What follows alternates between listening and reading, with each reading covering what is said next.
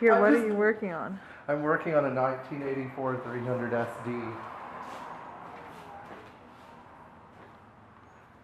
I'm replacing the oil filter housing gasket. I did this job on this car back in 2007, so that would have been 6 years ago.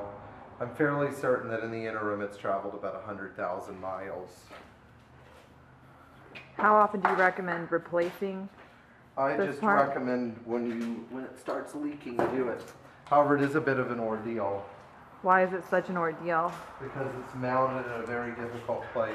For instance, to access 3 of the 5 6mm Allen bolts that hold it to the engine, you really have to jack up the motor. What's the best location to place the jack when jacking up a 126 car? On the center cross member of the engine.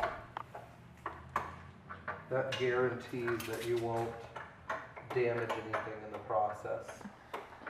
What could be damaged if you jack it up in the wrong location? If you jack it up in the oil pan, you'll crush the oil pan. If you try jacking it up on the radiator cross member, the car might get up, but you'll dent it and push the radiator upward. If you try jacking it up on the frame rail, you'll crush the frame rail. So the center cross member is really an ideal jacking point. And what about a 123 car? Same thing. What about a 124 car? 124 is the same thing. Really, all Mercedes follow that rule. Okay. If you jack the car up in the center cross member, make sure that it's right in the center and that it's balanced.